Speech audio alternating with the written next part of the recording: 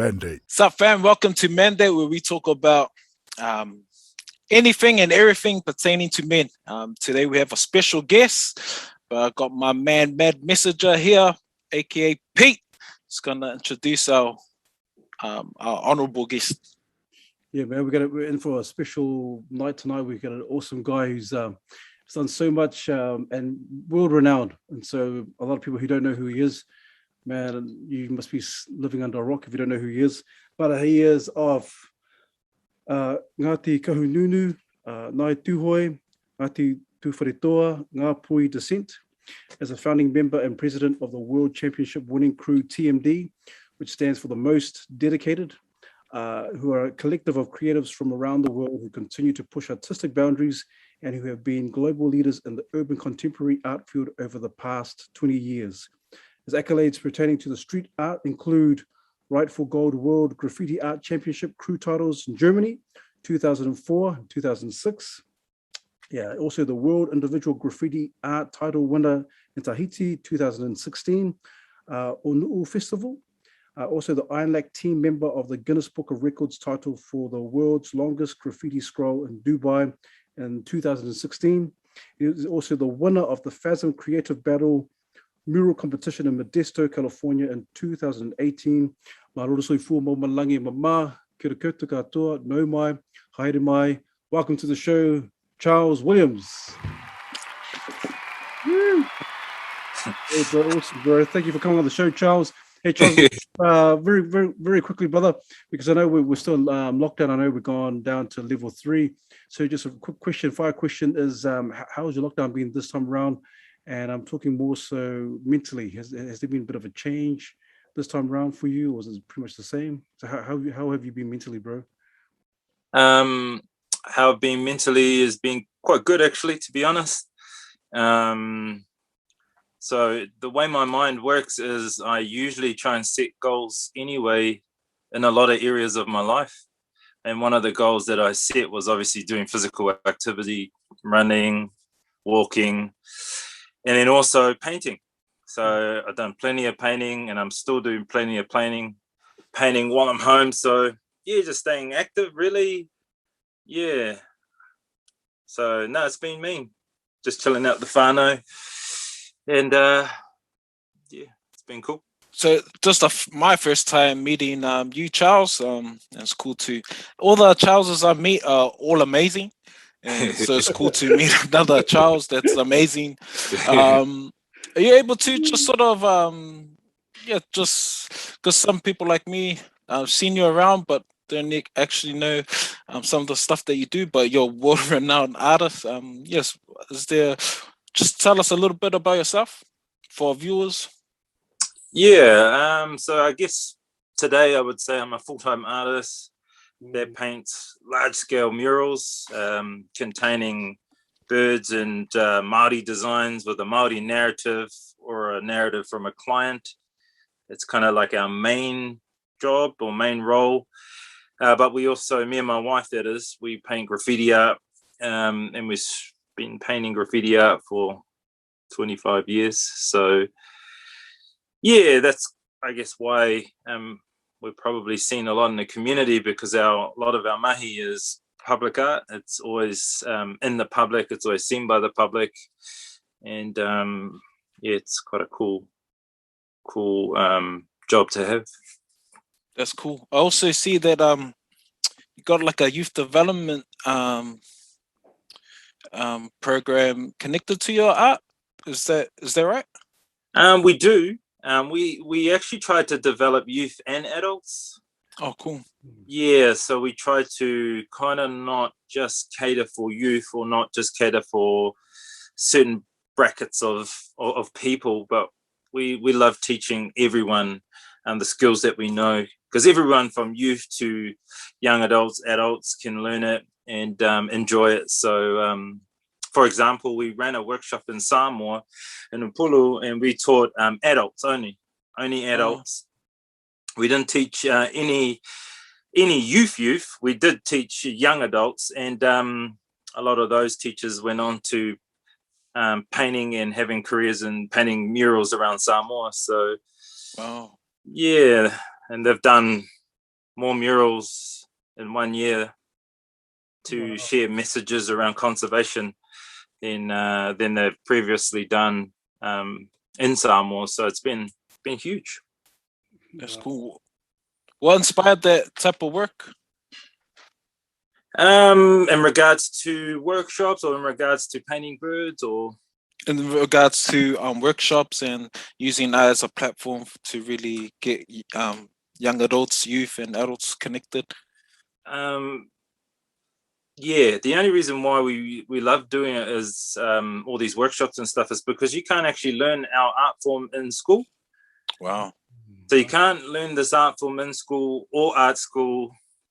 So we try to go out there and teach people how to use the tools that we use and how to achieve what we've achieved through the art form. So it's a really, it's trendy now, but it wasn't trendy like even 10 years ago. So the art form publicly and the public alone have really come a long way to embracing the art form that you see today. But it wasn't that trendy, and that's why it's not really in schools or art schools. And so we try to set these little workshops up so people can actually learn these skills and how to use the tools that we use and how to scale up and so on and so forth. So yeah, it's cool. We love doing it. Yeah. Wow, this is quite a exciting. Sounds like you're a pioneer. You and your wife are pioneers in this area, so it's exciting. Yeah. Well, it was that's like I'm actually a product of a workshop. You know what I mean? So I was on a workshop when I was 14. I had older artists from the street doing murals, teaching me, investing time and energy into me, and then all I can do is do the same. Didn't really come away with a master's or a PhD, but it's enough to still make an impact. Man, that's so cool.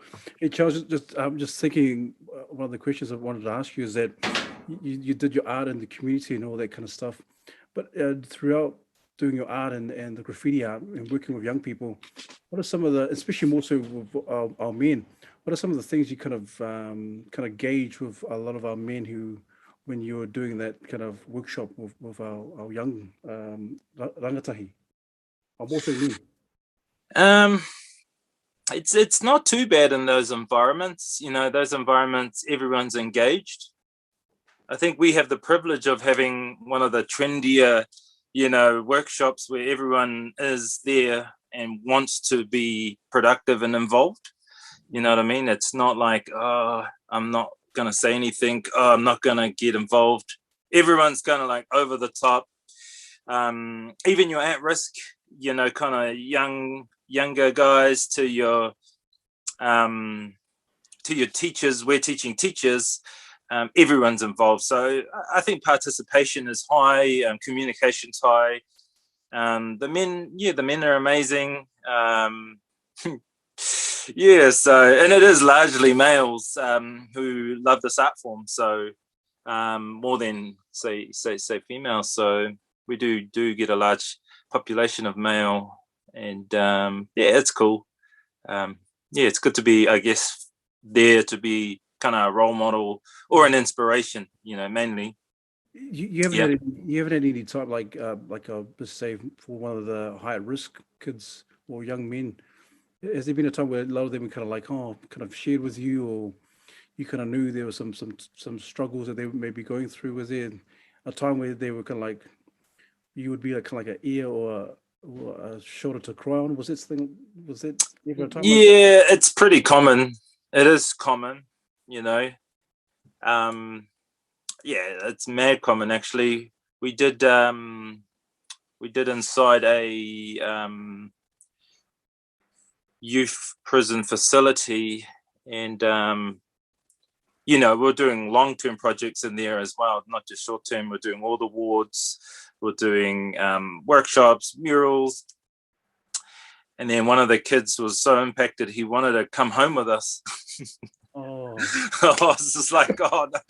Oh man, yeah. But we're always trying to inspire and help people. Even today, without a workshop, you know what I mean. I'm still trying to do that with local young people around Rewa. You know, I'm still trying to inspire because I'm not really trying to just be the man. Stuff there. Oh man. That's me.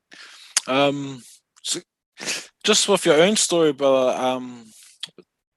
So you were impacted or inspired when you're 14. Do you have like a background story around what was like being a youth? Yeah, man. Yeah. So when I was that age, I'd so basically I grew up without my biological father, and then I grew up with a stepfather, and then I grew up with another stepfather by the time I was 10. Yeah, and then when I was 10, my mum went to jail, and then I had an uncle. So I had I had a dad who was there at the beginning, I guess, for about a year, and then I had 3 other male role models who were there, and then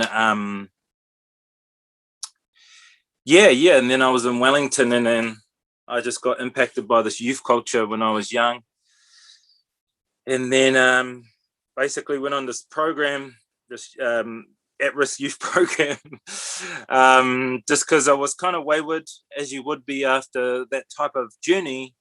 And then I got onto this program, and so I was quite fortunate and quite blessed actually to be on that program. At the same time, still not having a lot of male role models, I kind of just got some sort of taste of, some inspiration. You know what I mean? You really don't know how far inspiration, just the fact being an inspiration, can do to someone else. You know what I mean? Because sometimes we just take it for granted, the things that we have. But if you just encourage or bring courage into someone, it just blows people away. And so that's what I got when I was young. Yeah. Oh, that's cool. Thanks for sharing that. I'm a youth worker myself, and I work with youth offenders, so sort of understand some of the backgrounds that some of the rangatahi we work with, and just hearing someone like you share just a snippet of that, and I'm really interested in, because sometimes as practitioners, we don't, like what you say, we don't realize the inspiration that we carry. Do you remember some of the inspiring words, or what these particular people did for you, or what this program did for you that really inspired you? Yeah, man. So just firstly, I think it was the opportunity. You know what I mean? That alone is like, oh my gosh, I'm doing something different. You know what I mean? I am given an opportunity. I'm not even good at it, but this is still cool. You know what I mean? So it's so basic, what you're putting on or what you're delivering, but it's like you don't even know that something simple is actually impactful. And so we go for the full-on workshops and with the bells and whistles, just because we want to kind of overload these kids or whoever. But I feel that there's so many basic fundamentals that they can get from just the program you deliver, that can actually change. And I got so many. I think it just being around it, you know what I mean? I was just in it. There was an atmosphere that I was a part of, you know what I mean, that I was exposed to. It was like radiation, you know what I mean? And I was just like, oh my gosh. And it changed my life, you know what I mean? Like, I literally did, because I was exposed. I was just like, what is this? What is this art form? What is this culture? Oh, this is hip hop? Oh my gosh. You know what I mean? This is that. This is graffiti. This is a mural. This is well done. This is, I got a certificate. This is, oh my gosh, people congratulating me. You know what I mean? So I'm getting all these accolades from something so simple. Didn't really be I wasn't the main artist or the leading artist, but still, as a young person or rangatahi, you're wanting that affirmation. You know what I mean? You really are, because there's a lack of, and so you're trying to find it. trying to get it at least. Wow. That's cool. So with your experiences in terms of the relationships of those father figures or these men in your life, how had it impacted your relationship to other men or those you influenced growing up? Yeah, when I was young, there was a couple, like my sister's father was very warm, you know what I mean? And I can kind of reflect back now and say that he's naturally a warm guy, you know what I mean? So naturally, some guys are warm. Naturally, some guys are something else in regards to being a father. Some guys have natural attributes. And my sister's father is a natural in regards to being warm, being positive, being kind. So, yeah, I called him Dad straight away. Wow. You know what I mean? And then he was, I guess, the most I guess he was the role model at the time, who role modeled a father at the time to me and my brother anyway, the most, sorry. So after that, there were just a lot of males that were there, that were providers, so others would just work hard, say less. That's you know what I mean? And we know male figures like that. Yeah. They love to work hard, but it's like, do you know how to say anything? Yeah. Have you ever cuddled anybody in your life? You gotta say, Hard I out. love you. Yeah, Hard it's like, out. okay, it's okay if you don't hug me. Yeah, totally understand that one. Oh, That's man. me. Yeah. So sorry, Charles. So when you said you found kind of solace with the graffiti art, was that kind of like the defining moment for you to say, look, man, this is what I want to do in life? Was that because yeah? What was that? Yeah, it basically, yeah. So graffiti, the culture is really around self-expression. So it's basically very abstract. It's obviously illegal, and at the same time, it's all about affirmation. So you're just getting mad props. You're the coolest. You're the man. In an environment where you've never had that, you know what I mean? You end up really wanting it, you know what I mean? And so that's what I kind of went after. I got a taste of people affirming me, loving me, you're the man. And then I turned into basically this monster. Yeah, where graffiti was my life, you know what I mean? I went all in 100%. And yeah, I pursued graffiti art, obviously in an illegal way, in a naughty way, for the first 10, 12 years, just full on, man, and I grew, and along the journey, I just built a family, you know what I mean? I built a family in that culture. All my friends became brothers, and you know what I mean? And we're still friends today. So yeah, it's been an amazing journey, the old graph. Yeah, man. It's me. Did you start off like just tagging Charles, or was it just always straight graffiti art? Yeah, we started off tagging. So I started tagging in Wellington when I was Form 2. And basically just tagging on the bus stops, in the local apartments, tagging. And then it just went bigger as the years went on, just bigger and bigger and bigger, suburbs, and then motorways, and then trucks, and then buses, and then trains, and then out of Auckland, Wellington, you're just going bigger and bigger and bigger. Wow. But it's because you're yearning. You really are. You're yearning, man. You're constantly yearning. So and I guess kind of in a lot of ways, I just felt like an orphan. You know what I mean? Like, oh, I just need, you know what I mean? Because no one's giving it to you. Like, you know, so when you're young, you should be getting this affirmation and people speaking into your life to how amazing you are. So when you do get old, you're not doing the same things. Wow. But then when you don't get that, you chase it. You go and look for it. So it could be in anything. Mine was in graffiti art. But yeah, eventually the law caught up with me. So yeah, that slowly that slowly faded. Oh, crack up. Well, the kids will say, what was your hit?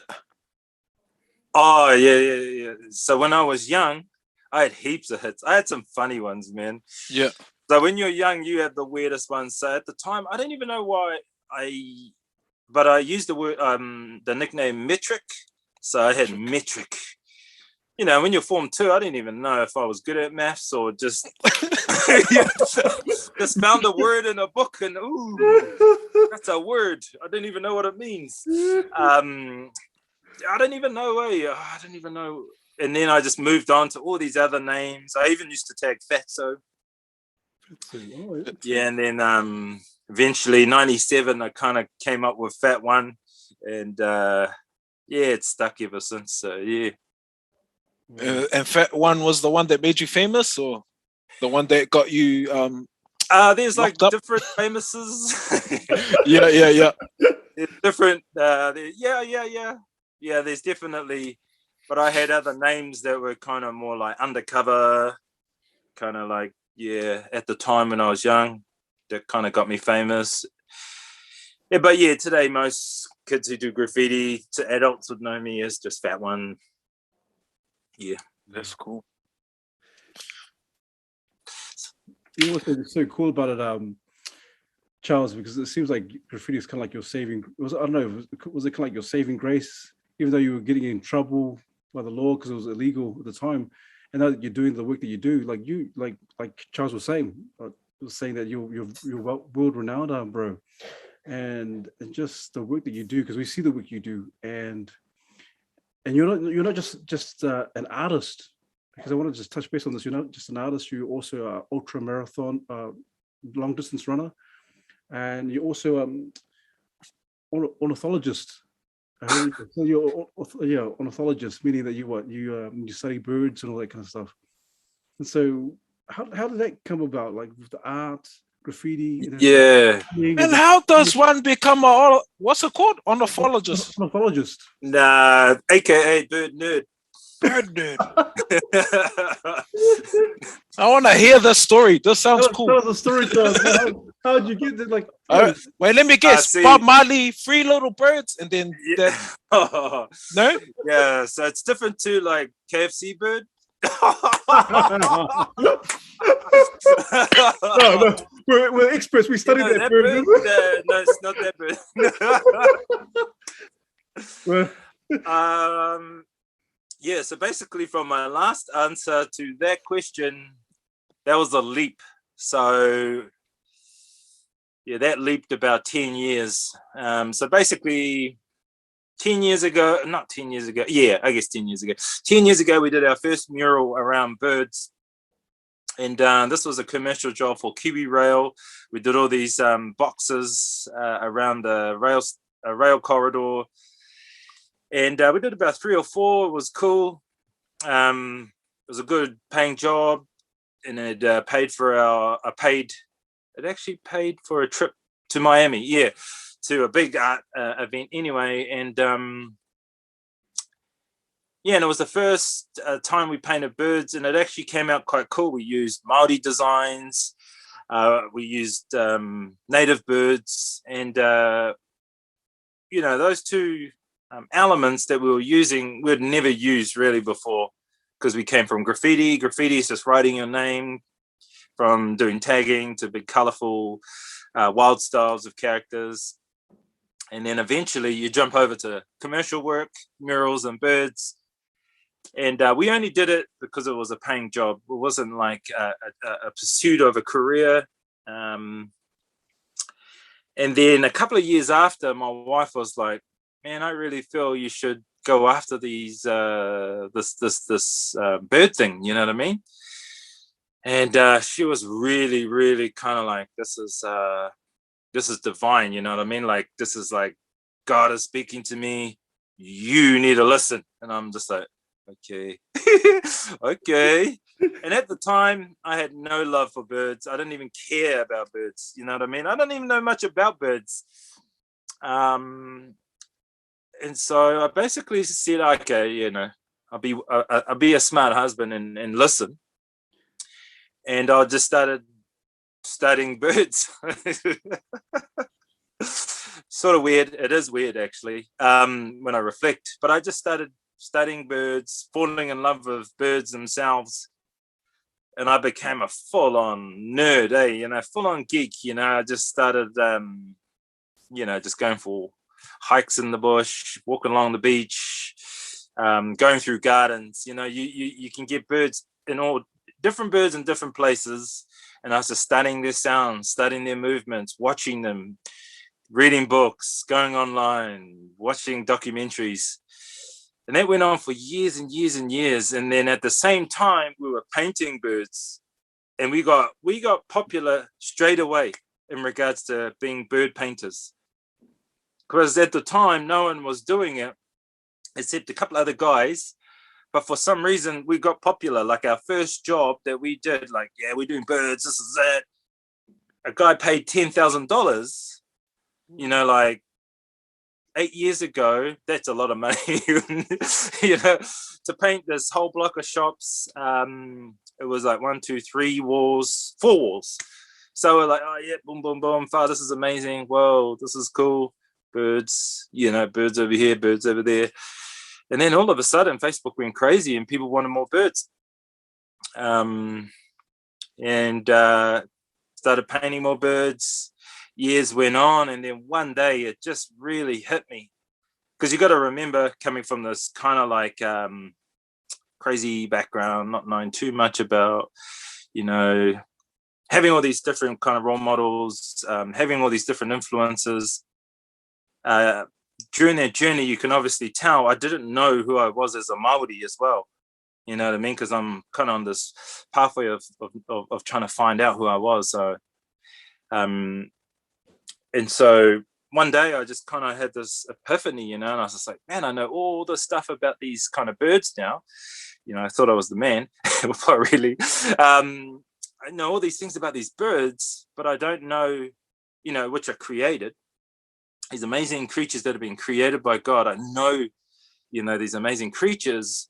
I know them so well, but I don't know who I am. And then I was just like, what?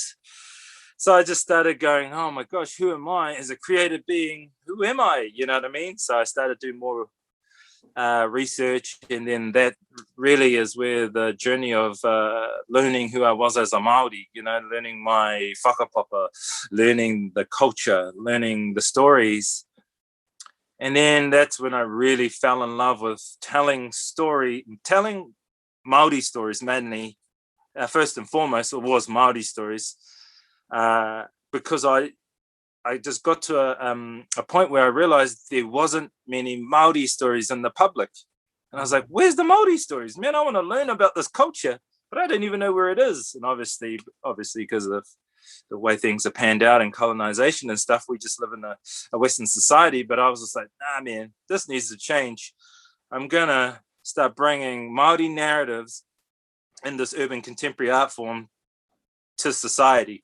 You know what I mean? Because people need to know the stories of this land, this place, this iwi, this and that and that. And I just went with my wife. We went full on, man. You know what I mean? And so we fell in love with birds. We fell in love with culture, and we had this full on purpose, which you still do today. And then it actually expanded internationally, where we do it all over the world, but also we have a big passion for the Pacific. So yeah, that is, sorry, a long answer. That's so cool. Oh, that's so cool. That's so cool. This whole story, like, because when I read that I was in the Herald, I was like, okay, he's also ornithologist. I was like, man, what the? I said, what is Can that? you respect the name properly and say it properly, Pete? Oh yeah. So, Charles, tell him how it's said. the bird nerd. He's a bird nerd. You bit nerds. So when I read this, I said, bro. I said, because for the longest time, Charles, I used to think, man, maybe just Charles just loves birds or something. He's just one of those things, but I didn't know the background, the whole story. But when you shared this, I said, wow, I thought it was just something that you just always had, like embedded in you. You just love birds. Because the thing is, you've been all over the place. Like I see everywhere I go, down the line, up north or down south, the South Island. Like, man, that's Charles again. Charles and Janine's like, man, you're all over the place. And you're right. I've seen a lot of other guys, other artists, graffiti artists, doing birds, and but you guys are the most popular. I think you guys are the most in demand in terms of the work that you do. So $10,000 for your first one, bro. The first mirrors, bro. That's still a lot of money even today, bro. So, bro, look at the gift. It's true what they say, because I know you're a believer. It's true what they say. Your gift kind of takes you, just kind of takes you to to new heights. But I need to ask you, bro, because I know the bird nerd. But how did the ultra marathon, the ultra long distance runner come about? Was health always something that you loved, and was it something that kind of grew on you? Yeah, so I dabbled in like boot camps and done the odd running event and box fit and so on and so forth. Like you guys would have too. I know that for a fact. This is part of our religion, and but the hard thing as I started doing my journey with the arts, I realized that, and at the time, there's no kind of like there's no manual for what we're doing in this whole journey that we're on, me and my wife. It's all, let's just do this. Got this. We can do this. Got the power. And then, but along the journey, I realized I started having mental health issues, which were connected to my health. Wow. So I didn't actually know it. I just, I was just, we all live on like we all used to. Well, I used to. I don't anymore. But I used to just live on a standard Western diet and eat what you see. South side, it's basically bakery, or we go to takeaways. You know what I mean? And that's basically it. And I lived on that. That was just our norm, And but what started happening is I started having reactions. Man, it was weird. And I got up to about 139 kilos, and I started kind of falling into slumps of depression from the food. Wow. It was buzzy, bro. I couldn't believe it. Like, I honestly couldn't believe it. So I'll have these highs, and then I'll have these lows from the food. Wow. So the food's kind of like I'm eating this food, and it's like, and then I'm jacked up because it's obviously these carbohydrates and the sugars are like jacking me right up, and so I'm like, oh yeah, man, this is amazing. Wow, that was amazing feed. And then all of a sudden, I'm just going into the slump. And then I'm feeling like, bro, you should not eat that. And then you're just feeling a little bit depressed at the same time, but you're like hard on yourself, like, what did you do? And it just got worse. I was like, oh, it's kind of funny, when you start doing it. But after a while, it's like, bro, that's just getting louder and louder to the point where I was like, bro, this sucks, man. And I need to do something about it. So I started doing research on just on diets and all the diets, because there's so many. And then I was just like, oh man, I need to find something where I can just be eating, and it is a lifestyle, and it's not like I'm trying to be like some sort of cool diet guy. You know what I mean? Because everyone's on a diet, and it's not a 6-week program. It's a 8-week, 10-week, 12-week programs, for days. But I didn't want a program because I've been on programs. Yeah. You know what I mean? And so I got on this healthy tip, and I found the keto diet. So you're low carbohydrates. And I started doing research for a whole week, bro. Honestly, whole week, without speaking to any experts. I went on podcasts. I went on all the YouTube clips, went through all the diets, and I realized, man, I could actually do that. So I went on the keto, and at the same time, I started running. Wow. And then did the keto. I was still on keto, sorry. and lost 30 kgs. And I, at the same time, was running, and then I got addicted to running. So obviously, you can tell that my personality is pretty intense.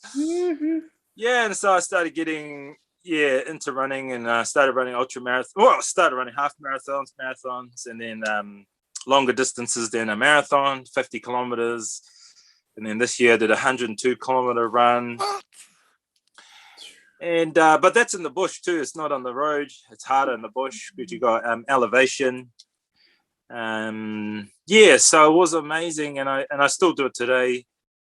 And so fully addicted to running and looking after myself. But a lot of it is to do with well-being. It's not to be now I'm the man, I'm Skux or whatever, I look good. Nah, man, this was all to do purely for mental health. That's it. You know what I mean? I don't even care about I do care that I've lost weight and living a better lifestyle, but it was purely because now my mind and my emotions are healthy. And for me, you know what I mean? I'm not trying to put it on anyone else, but for me, I found something that worked. And then running also helps with that journey as well around my well-being. So cool, man. That's me. I'm buzzing out with the running, man. So with the food, the diet, and now the outlet of running, do you, I know it's helped with your mental well-being. Can you explain how do you feel when you're through your food and through your running or training? So I feel like I do feel real good, to be honest. So I think like most artists, we kind of have all these I think a lot of creatives are very emotional, are very, have a lot going on. And I'm definitely one of those guys. And so I need to do a lot, So I think well-being for me is quite a important process, you know what I mean? Because being an artist, being a public artist, being someone who's constantly giving out, I really need to look after myself. You know what I mean? And for me, I'm naturally quite an emotional guy. People wouldn't think I am, but I am. You know what I mean? I'm trying to manage my emotions internally. So when I'm out in the public, making sure that everyone gets blessed, I'm full. You know what I mean? That I'm full, and I'm not going over there just giving baggage out. I'm there to be a blessing. Oh. You know what I mean? So I do a lot of things like running and diet and prayer. And, stretching and all these other things just to make sure that I'm the best version, and that's a serious thing for me. I do take it seriously, but it's because it's a part of that whole kind of well-being and making sure you flow well. You know what I mean? That your day flows well. There's that all areas, not just your spiritual, your physical, your mental, your emotional, everything's just popping off. Everything's going well. All cylinders are pumping. And so we need to, because we're always trying to go out there, be amazing, be whatever everyone wants us to be. And you have to be on it, and if you're not, it's not good. That's cool. That's encouraging. Now I'm guessing as you do when you go for your runs, it's your own time, your quiet time. Because I Pete knows this. I'm I'm doing a fundraiser where I'm committed to running a full marathon. I was just only averaging I couldn't run 2Ks last year, and then for some reason I just kept on running, and I'm starting to enjoy it. And it's this. You just go for the slow, long run, and I'm just having my quiet time, and it's just me.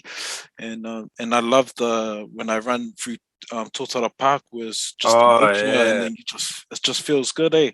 But man, a year ago, far out, I couldn't even go for a walk, and I used to just hate going for runs. So man, hearing your journey, that's amazing. running 102 Ks. Fuck, that's crazy. Yeah. No, that's cool. That's so cool, Charles. Because I think what you just said, Charles, what you just shared, I think a lot of men can appreciate this, and I think because a lot of men, because like you said, South Auckland, sometimes our eating habits can be quite detrimental for all of us. And so, and there could be a lot of other brothers out there. Men are like, man, why do I always feel down? Why do I feel, No. what's wrong with me mentally? And so, when you talk about mental health and all that, and well-being, like, man, that's kind of really kind of speak volumes in terms of other men are going to relate to this. And for you to say that, hey, bro, guys, we need to keep fit. We need to keep our minds going. It's going to be real beneficial for a lot of men who listen to this. I don't. Yeah. Especially just the whole area of the fix of food, because sometimes you might not be going through something, but because you're what you're eating, putting into your body, it makes you feel that way. So there was a massive there was a good insight, bro. I'm Thank not you. going to stop eating pies tomorrow. Keto pies. Keto pies. Shucks, I should try it, Well, that's so cool, man, Charles. Because Charles, yeah, I did read it on the Herald because you were on the Herald. 102 kilometers you shared, and like you said, you mentioned that your mind is how your mind functions, is how you think. And I love what you said because you kind of I'm going to quote your words on the Herald. And you say this, and I love it because it's kind of like proof in the pudding of who your character and the work that you do. Because I can imagine the work you do is, man, you doing those murals and around the world. That's a lot of work. That's a lot of hard work, a lot of focus, a lot of attention, a lot of detail. Even with the running and studying the birds and all that kind of stuff. And so I'm going to quote you in as true to you as a testament to you. And you say this. You say, you need endurance for both painting a mural and ultra marathons. And there's also the level of detail you've got to have for both for long distance running.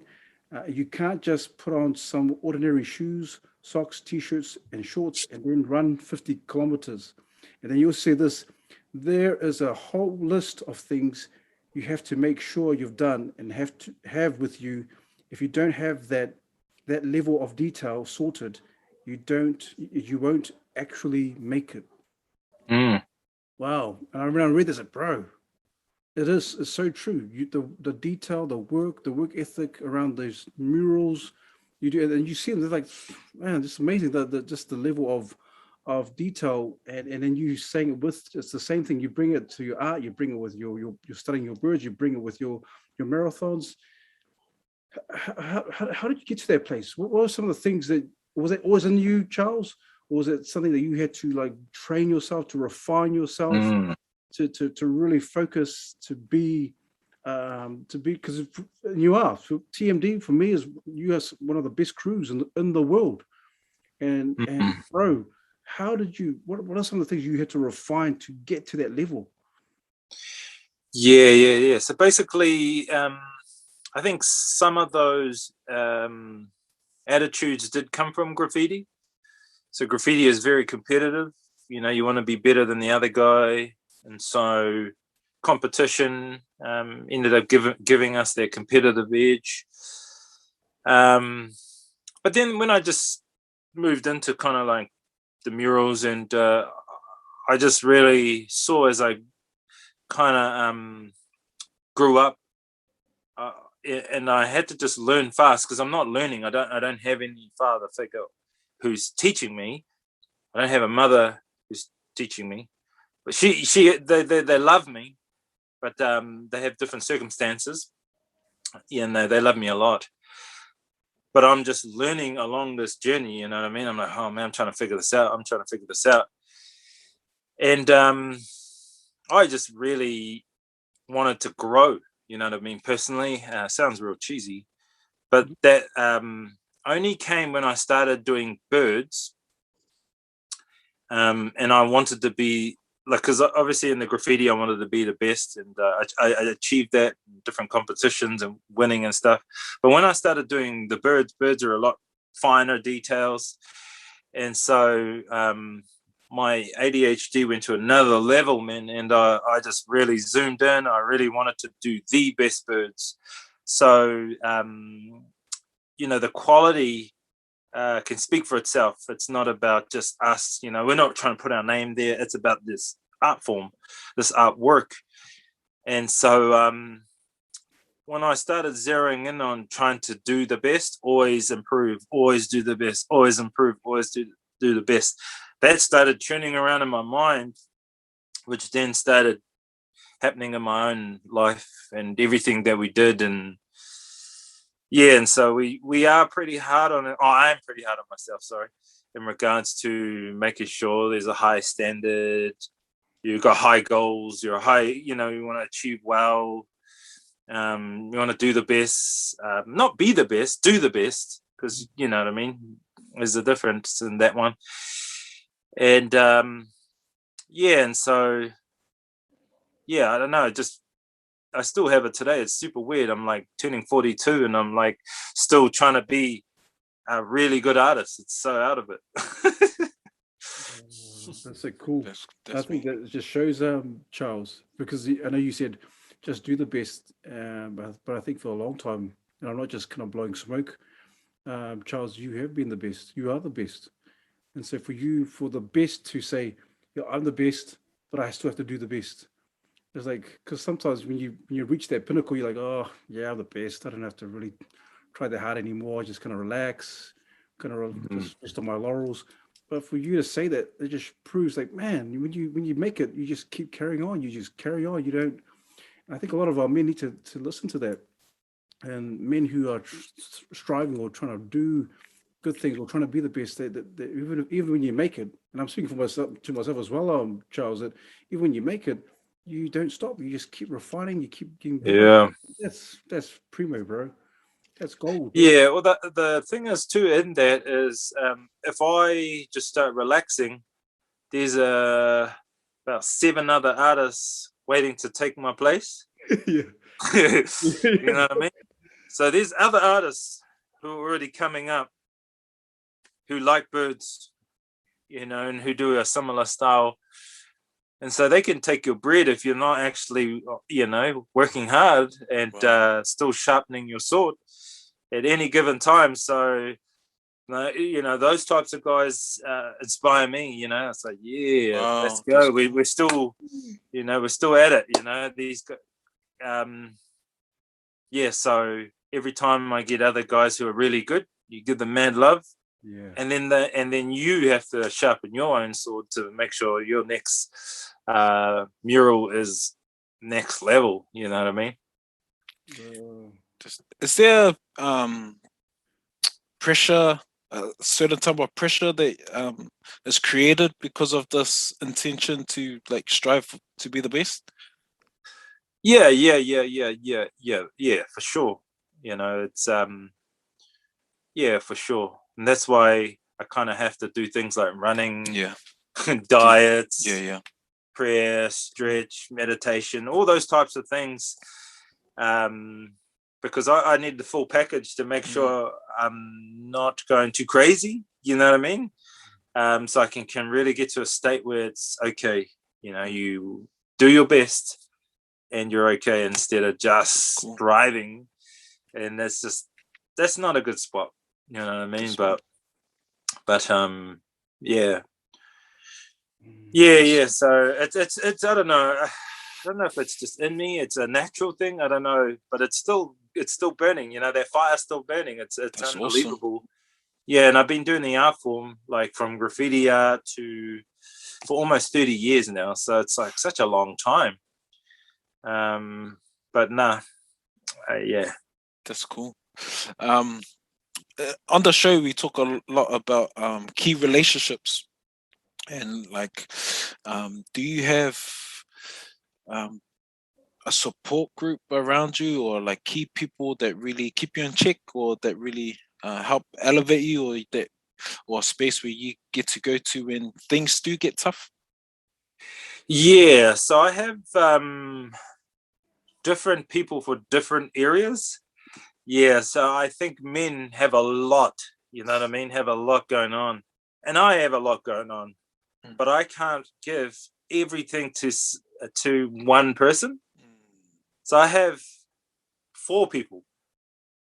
Yeah, and they all do different things in my life, one would be fathering. One area would be fathering. I have a friend who I call a father. Yeah, and he's in his late 40s, and I asked him to be my father. Wow. And he freaked out, man. He couldn't believe it. But I was just like, bro, you've been like a father figure for so long. You've spoken, you've told me to do certain things as a father, and you've just been such a role model, and you're such an affectionate guy. And he just said, I'd love to be your father. You know what I mean? And then there's guys who give advice around emotional health and art and creative arts. Guys around spirituality, guys around marriage, then there's guys around, once again, creativity, spiritual, marriage. Yeah, so there's so many. But I kind of need it, so I make sure that I have it and catch up with them weekly. It actually has to be weekly. It can't be. Wow. Some of them it's not weekly. Some of them has to be weekly. Because it just I personally need it, and and it just keeps me humming. It keeps me going real well. So yeah. How did you come about creating these relationships, or like asking these people, can you be this person for me, or just something that just developed? Because so some of it just developed. Some of it developed naturally, went from friendship to them playing a role, to me being vulnerable, to us locking in, you know what I mean? And then for me asking, but because you got to remember, I didn't have any, I've been away from home since I was 10 years old. Wow. You know what I mean? So I'm asking people, can you do this in my life? I'm not trying to I'm not trying to just lax back, because this life we have is short, so we got to kind of make an impact and make sure that we set it up for our kids, that they don't have to fight the giants that wow. we fight.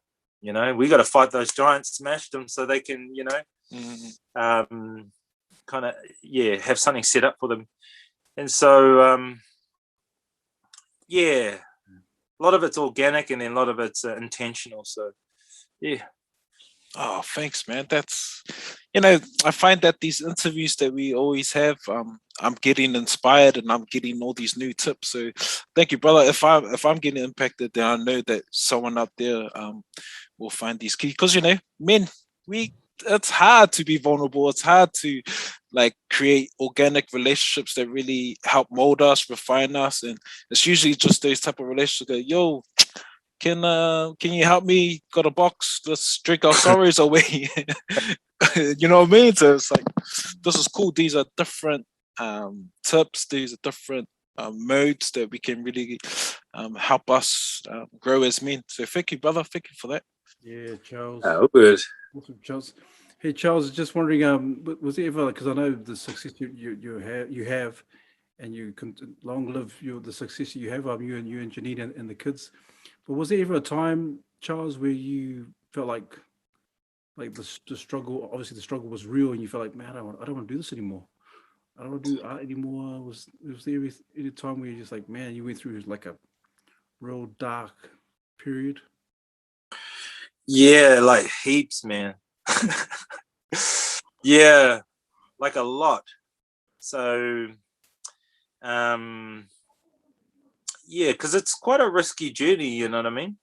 So doing art is not the most pursued career, you know what I mean? So you can put a lot of stress on your family, so I came back from work, gave up my work.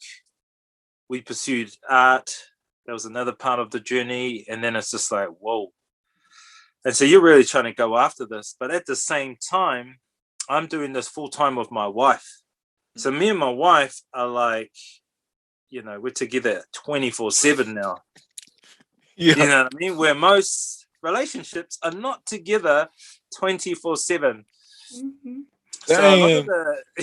So a lot of the conflict and the drama was between us two, you know what I mean?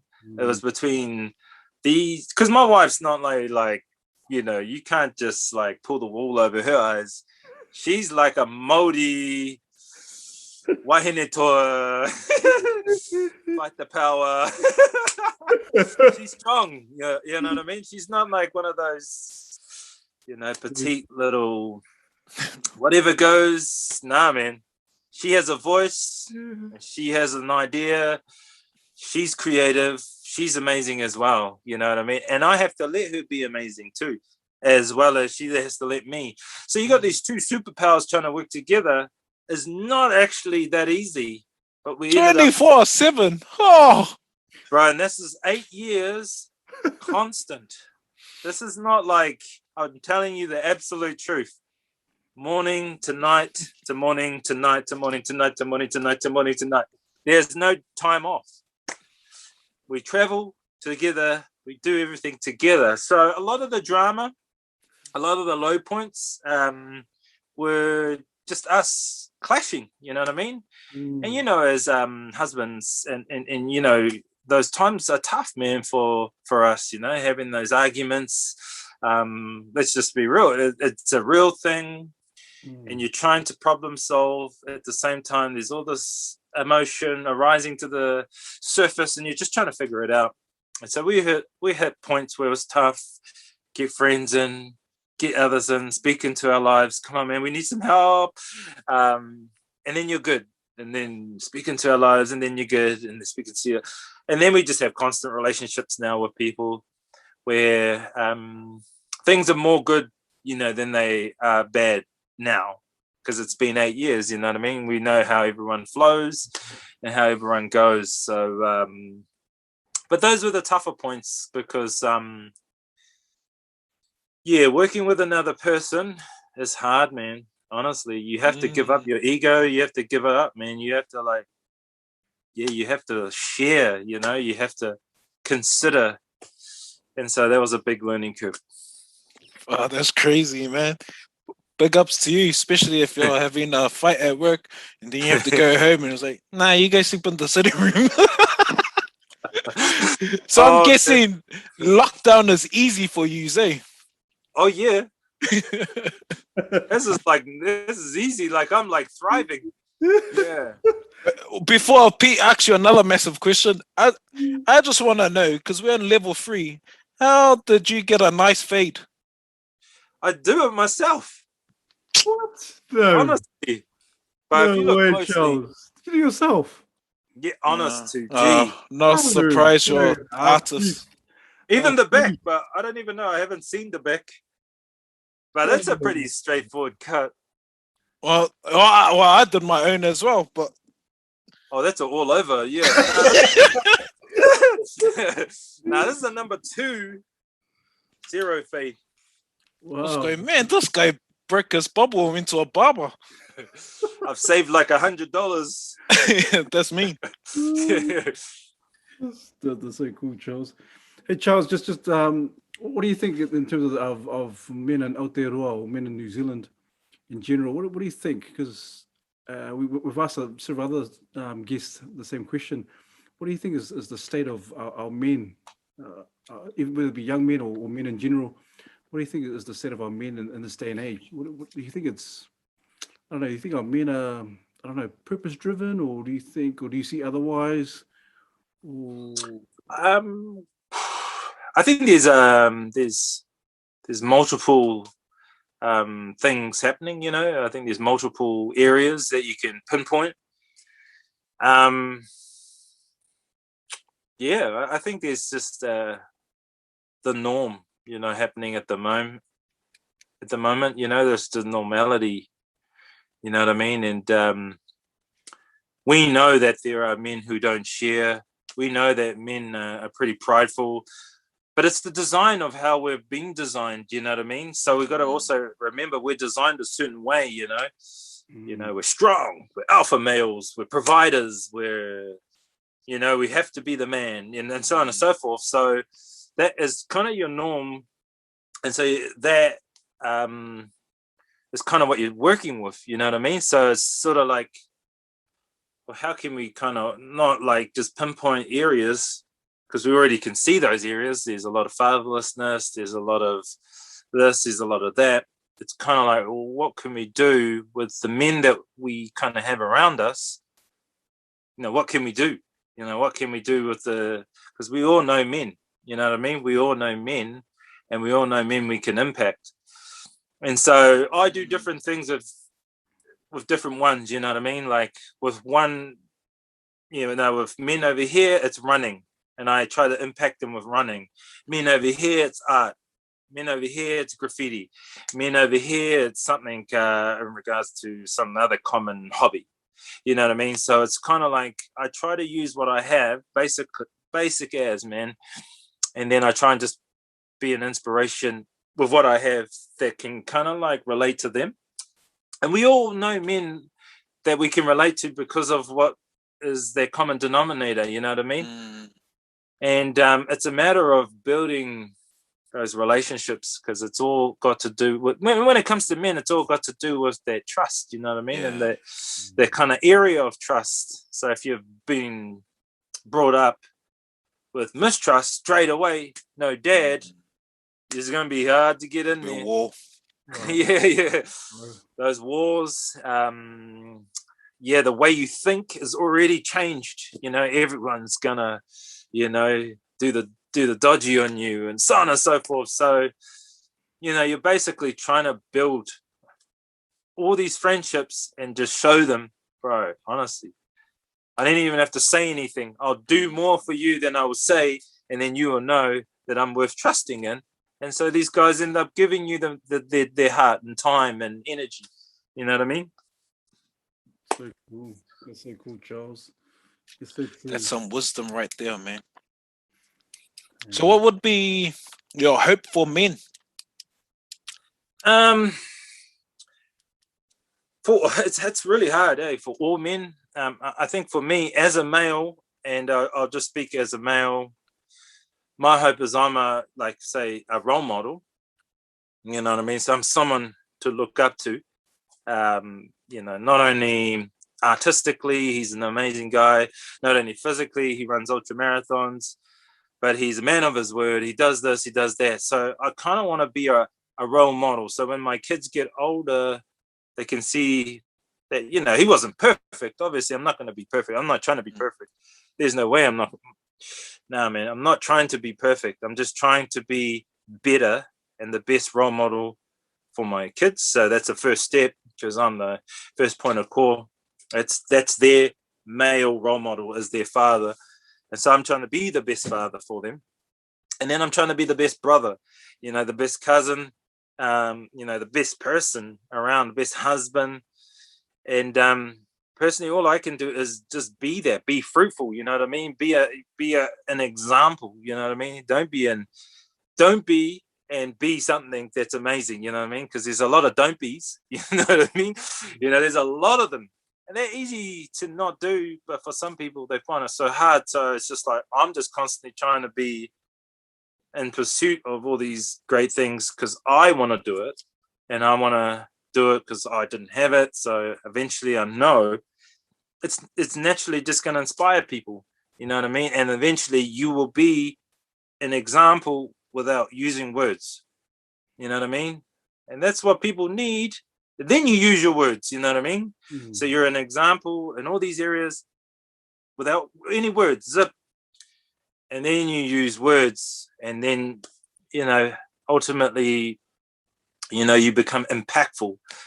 And I definitely do want to do that. That's my pursuit. My pursuit is, to be the best, all those areas that I have to do, father, husband, brother, artist, so on and so forth.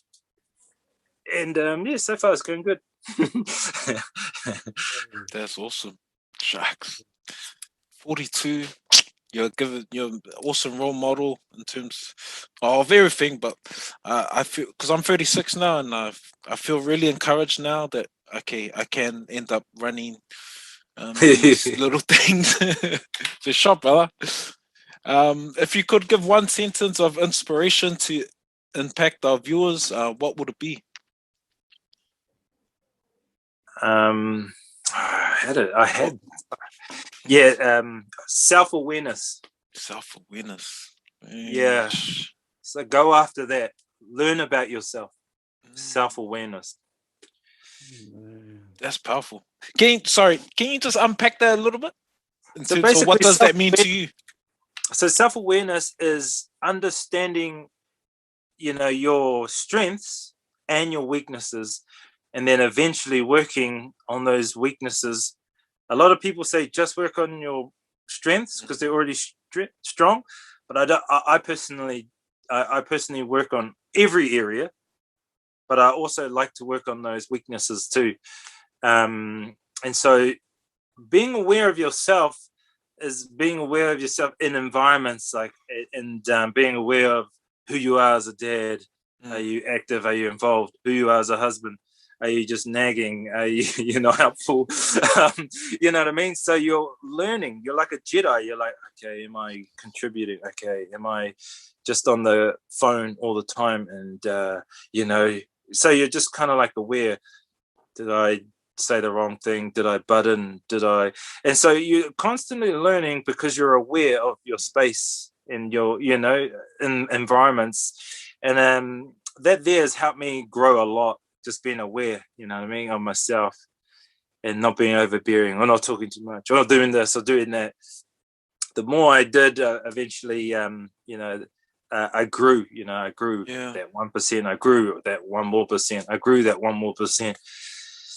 And it's helped, man. It's helped a lot just being aware, not everyone is aware, you know what I mean? Everyone's just living that life, just trying to exist, trying to get on the grind.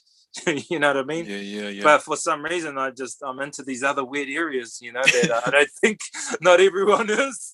But I love it, because I think it's we're made up not of just going to work, or we're made up of all these other areas, and we've got to make sure that the physical, the spiritual, the emotional, the mental is all on board, it's all working.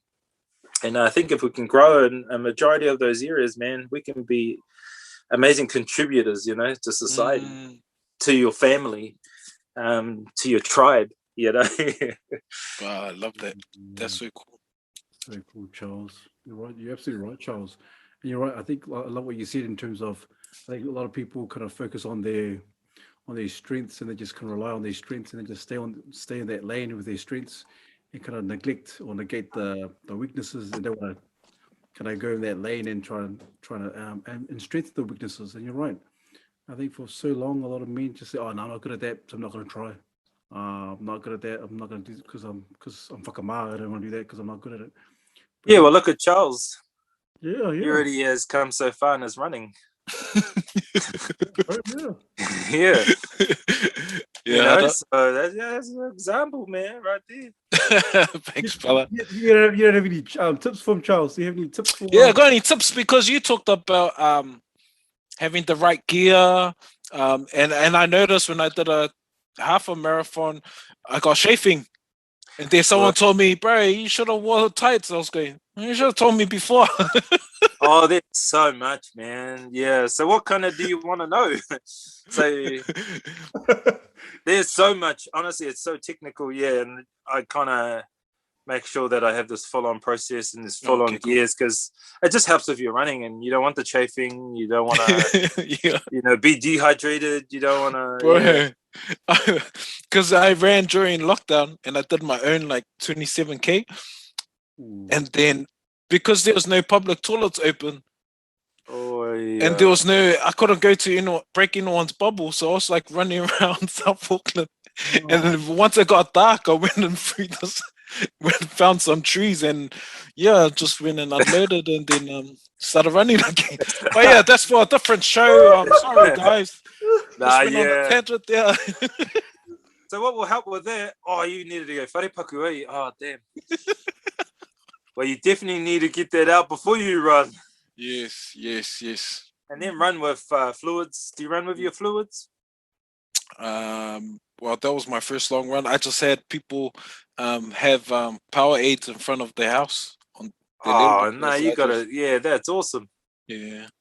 But you But can run with a hydration pack if you can get one of those. yeah. I want to You get can one. put food in it. You can put in your own drinks. Run with the drinks. So that's what I do for long distance. That's cool. Man. Thanks, Man. brother.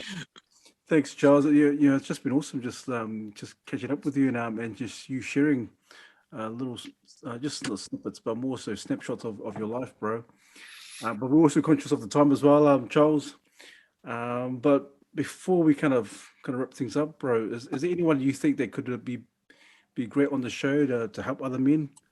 Who do you think who could you call out?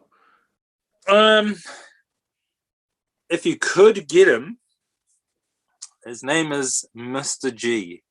Oh yes. So Graham Hoyte. Yeah, so he's another artist, amazing guy, amazing role model too. Yeah. So he's a beautiful man. Yeah, and I've seen his work as well, man. Primo as well. And so He's a lovely guy. oh, thanks, Charles.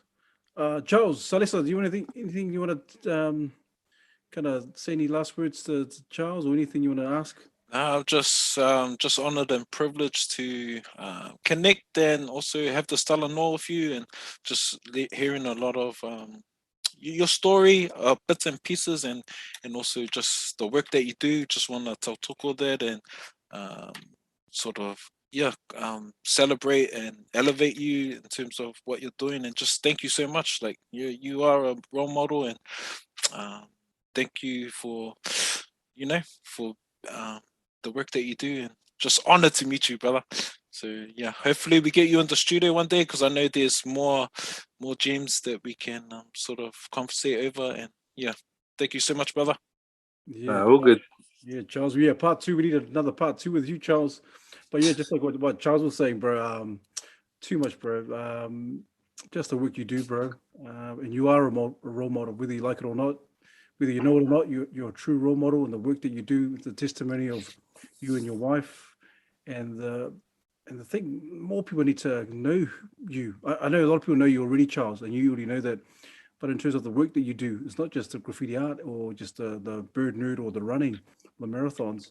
It's your story, because, like you said, you want more people, or more of our tangata whenua stories should be spoken about. I think more so a lot of our men like you, who are of tangata whenua, that your stories need to be heard. And I can guarantee you, a lot of men who are watching this, again, bro, man, is that the guy that does all the? Oh, that's the graffiti artist. That's the guy he's. I don't know. He's all around the world, does all that stuff. I don't know. He runs and does all that kind of stuff, bro. That's it. And you talk about you share with you, but you're being fatherless and not knowing your dad, bro. It's just, man, just a lot of gold nuggets, bro. We appreciate it, bro. And so, bro, just a gift. We always give a gift to our speakers that come on, and the guests who share. So just a small token of our appreciation and mandate, the boys. This is for you, bro, because I've been kind of jotting down the things you've been talking about and the things that you've been sharing. Charles, this is for you, bro. Oh, man. Yeah, bro. Did you do it now, or did you do a bit of it I before? did it before, and yeah, so just did all the writing just around it. But yeah, bro. So I know you like man. running. I know you're. Yeah, bro, and I know because I've always pictured you with your thick beard and all that kind of stuff, and so no, cool, bro. But whenever levels go down, Charles, Charles and I Yeah, hard out. we'll love to gift it to you, bro, and just say hi to you and the family and the whānau. But Charles, thank you so much. Also, so your last words goes to you, Charles. Yep, which refine, unlock, and take charge. Go up.